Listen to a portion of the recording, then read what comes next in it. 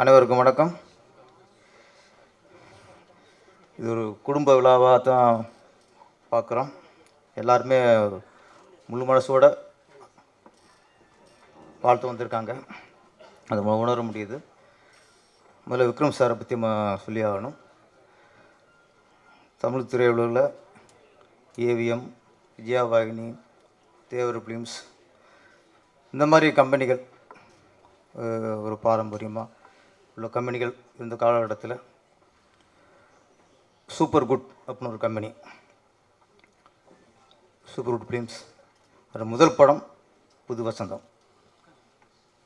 அது போட்ட அஸ்திவாரம் தான் சூப்பர் குட் ஃபிலிம்ஸுங்கிறது பெரிய பேனராக மாறிச்சு. இன்றைக்கி நெருக்கி ஒரு 50 படத்தை நெருங்க போகிறாங்க சூப்பர் குட் ஃபிலிம்ஸ். இல்லை 100, ஆமாம் சார், 100 படத்தை நெருங்க போகிறாங்க. ஆமாம், ஏறத்தாழ 25-26 புது இயக்குநர்கள் அறிமுகப்படுத்திருக்காங்க. 40 ஜீவா சார் வச்சு உங்களுக்கு போய் சொல்ல முடியாது, கணக்கு தந்துருக்கார் அவர். ஏற்க 40 இயக்குநர்களை, புது இயக்குநர்களை அறிமுகப்படுத்திருக்காங்க. அதில் நானும் ஒருத்தன். ஆமாம், அதனால் விக்ரம் சாருக்கு நன்றி சொல்லி கொடுக்குறேன். ஆமாம், சூப்பர், நீங்கள் ஸ்ட்ராங் பண்ணீங்க, அதில் என்னை அறிமுகப்படுத்திட்டாங்க. அடுத்து கே.எஸ். ரவிக்குமார் சாரை பற்றி குரு பக்தி, அதுதான் இந்த படத்தோட வெளிப்பாடு நினைக்கிறேன். அது வேணும். முதல்ல சினிமாவில் வந்து குரு பக்தி உள்ளவங்க தான் மிகப்பெரிய வெற்றி அடைய முடியும்.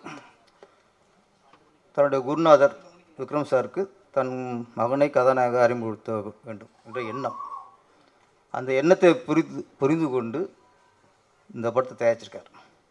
இது வந்து வியாபார நோக்காவோ அவார்டு வாங்குறதுக்காகவும் இல்லை. முழுக்க முழுக்க தன் குருவோட எண்ணத்தை நாம் நிறைவேற்ற வேண்டும்.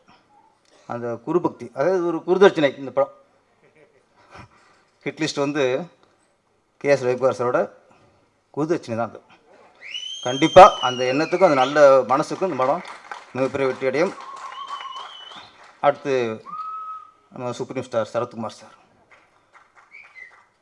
இது நன்றி. இது என்ன கதை, நம்ம கேரக்டர் என்ன, எதுவும் கேட்டிருக்க மாட்டார். சார் சொன்னார், விக்ரம் சார் பையன் ஹீரோ, ஓகேன்ட்டார். அதான் சார் நன்றி.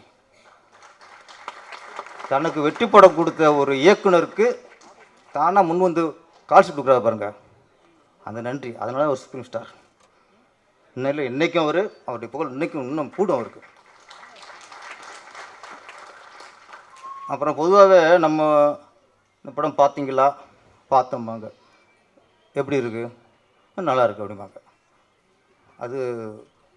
அதில் வந்து 50% உண்மை. ஆனால் படம் பார்த்தவங்க தானாக வந்து நான் அந்த படம் பார்த்தேன், சூப்பராக இருக்குது அப்படின்னு நம்ம கேட்காமல சொன்னாங்கன்னா அது 100% உண்மை.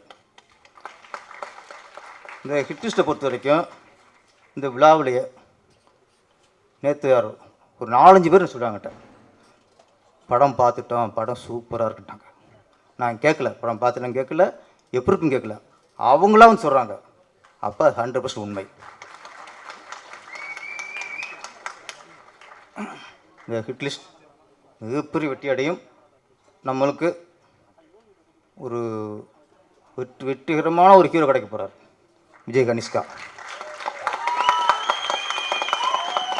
ஏன்னா Vikram sir, KS. Ravikumar sir, இவங்களுடைய எண்ணம் அவர் ஹீரோ உருவாக்கணும்ட்டு. கண்டிப்பாக 2 பேருமே சினிமாவில் மிகப்பெரிய சாதனை படித்தவங்க, மிகப்பெரிய லாபத்தை பிடிச்சிட்டு கொடுத்தவங்க, நிறைய ஹீரோக்களை உருவாக்கணுங்க.